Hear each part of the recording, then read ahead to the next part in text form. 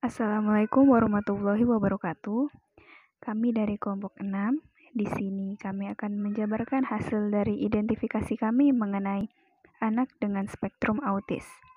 Sebelumnya, perkenalkan nama saya Rofifah Dian Romadani.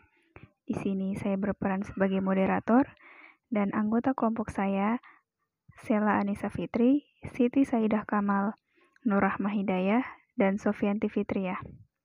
Baik, langsung saja ke penjelasan pertama, yaitu mengenai pengertian autis yang akan dijelaskan oleh saya sendiri. Pengertian autis. Autis merupakan salah satu kelompok dari gangguan dan keterlambatan dalam bidang kognitif, komunikasi, dan ketertarikan pada interaksi sosial dan perilakunya. Autis sendiri berasal dari bahasa Yunani, yaitu autos, yang berarti sendiri. Anak autis seolah-olah hidup di dalam dunianya sendiri, dan mereka menghindar atau tidak merespon terhadap kontak sosial dan lebih senang menyendiri.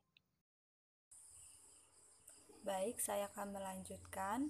Depdinas 2002 mendeskripsikan anak autisme berdasarkan jenis masalah gangguan yang dialami anak dengan autisme. Karakteristik dari masing-masing masalah atau gangguan itu dideskripsikan sebagai berikut. 1. Masalah atau gangguan di bidang komunikasi. Kedua, masalah atau gangguan di bidang interaksi sosial. Ketiga, masalah atau gangguan di bidang sensori. Keempat, masalah atau gangguan di bidang pola bermain. Kelima, masalah atau gangguan di bidang perilaku. Keenam, masalah atau gangguan di bidang emosi. Secara klinis di lapangan, gangguan tersebut ditemukan secara spektrum, berbeda kadar atau derajat keparahannya. Jika gangguan tersebut dialami oleh individu secara lengkap, maka disebut autisme disorder. Sedangkan jika tidak lengkap, disebut autisme spektrum disorder. Identitas anak: nama Fahrija Ramadhani, tempat dan tanggal lahir Gambut 12 September 2009, jenis kelamin laki-laki, agama Islam, status anak pelajar, anak dari jumlah saudara anak tunggal, nama sekolah SLB C Negeri Pembina, kelas 2, alamat Jalan Ahmad Yani nomor 20, Kayu Bawang, Kecamatan Gambut, Banjar, Kalimantan Selatan. Baik, saya akan melanjutkan. B. Perkembangan anak. Perkembangan masa balita. Yang pertama, menyusui ibu hingga umur 6 bulan. Yang kedua, minum susu kaleng hingga berusia 6 tahun. Imunisasi lengkap atau tidak, yaitu selama 1 kali. Pemeriksaan atau penimbangan rutin 1 kali. Kualitas makanan normal. Kuantitas makanan normal. Kesulitan makan tidak ada atau normal. Selanjutnya, perkembangan fisik. Yang pertama, dapat berdiri pada umur 4 tahun, dapat berjalan pada umur 4 tahun, tidak menaiki sepeda roda 3, tidak menaiki sepeda roda 2, tidak bicara dengan kalimat lengkap, kesulitan gerak yang dialami yaitu tidak bisa jongkok, status gizi balita kurang, riwayat kesehatan baik, penggunaan tangan dominan keduanya aktif. Perkembangan bahasa. Yang pertama, meraba atau bercolote pada umur 5-6 tahun. Yang kedua, mengucapkan satu suku kata yang bermakna kalimat pada umur 4 tahun. Yang ketiga, berbicara dengan satu kata bermakna pada umur 4 tahun. Yang keempat, berbicara dengan kalimat lengkap sederhana pada umur lebih dari 4 tahun.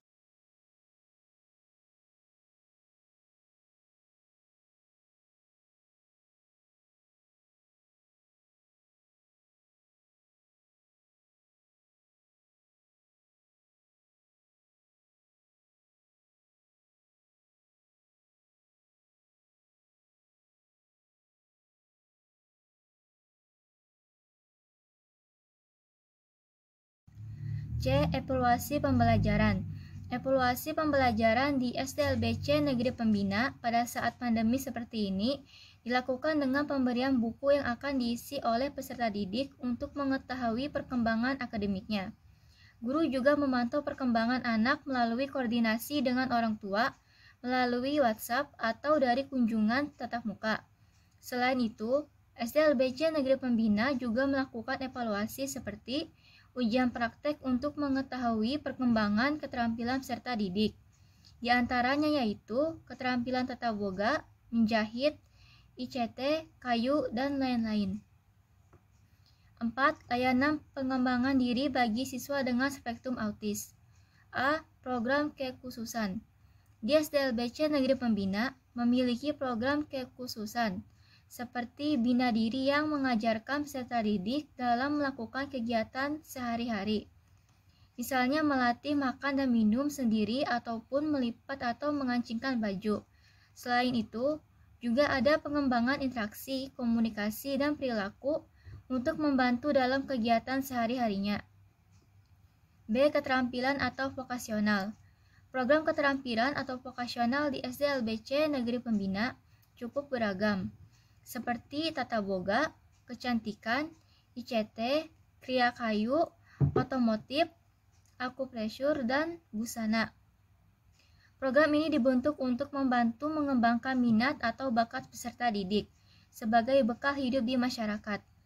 Dalam penentuan keterampilan ini, tidak hanya berdasar keinginan peserta didik, tetapi juga dilihat dari potensi yang dimiliki peserta didik tersebut.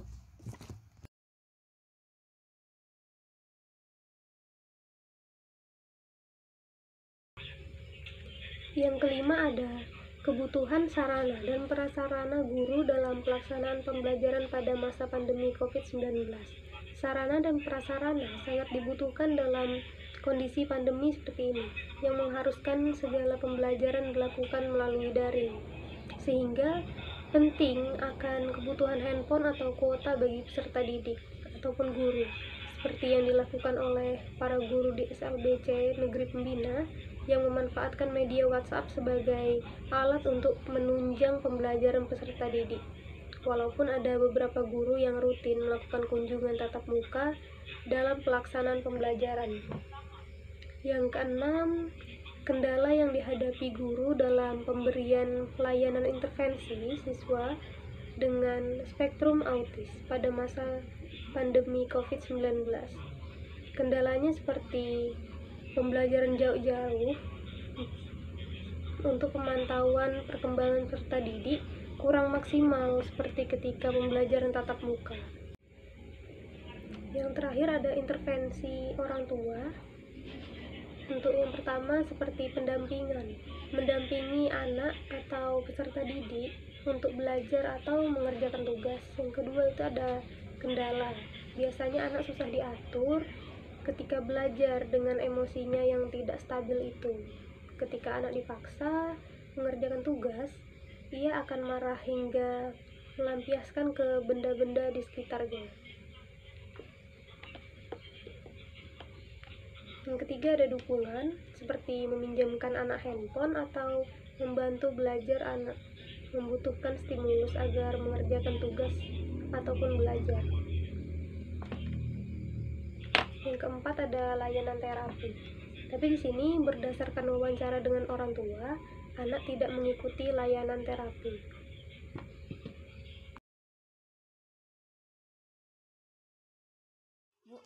Waktu mengandung si Fahri ini ada penyakit gitu Wah? Penyakit waktu apa namanya? Di dalam kandungan. Kalau ibunya waktu apa namanya hamil dia mual aja kayak 5 bulan pada makan. Kalau yang lahir atau hamil normal. Terus waktu hamil nih ibu minum obat-obatan gitu Kak? Iya. Terus ibu ada trauma gitu Kak waktu apa namanya hamil dia atau kayak habis kecelakaan gitu? Ada. Lagi stres banget yang ini. Waktu hamil si Fahri ini stres gitu? Hari ini pangalah stres banget. Biasanya masih masih kumpul sama mertua. Oh, Itu kan mempengaruhi lah mungkin. iya. Tapi ini normal kalau orang tuh pas keluar tuh normal, cuma pas perkembangan ini yang jadinya Oh, iya. ya lah mempengaruhi juga kayaknya. Si Fahri ini normal aja kan waktu ibu hamil ini 9 bulan gitu. Normal aja. Terus waktu lahir nih Fahri gimana? Kayak misalnya apa? Ini udah harus waktu lahir. Lahirnya susunya tuh mentah, ini habis susu mentah. Oh, jadi dia kalau dikasih susu gitu asik muntah. Yang pertama dia lah aku kagak ngerti kayak bicara maminya. Jadi, kesimpulannya, anak penyandang autis umumnya mengalami gangguan dalam bidang komunikasi, interaksi sosial, dan perilaku yang membutuhkan penanganan khusus yang berbeda dengan anak pada umumnya. Hal ini dimaksudkan untuk memberikan bantuan yang sesuai untuk kebutuhan mereka untuk menjalani kehidupannya sehari-hari. Seperti subjek yang kami identifikasi ini. Subjek kami ini memiliki pantangan dalam hal makanan karena adanya permasalahan dalam pencernaannya. Selain itu, subjek ini juga memiliki emosi yang kurang stabil sehingga dapat melampiaskannya ke benda-benda di sekitarnya. Mungkin cukup sekian penjelasan dari kami. Kurang lebihnya mohon dimaafkan. Wassalamualaikum warahmatullahi wabarakatuh.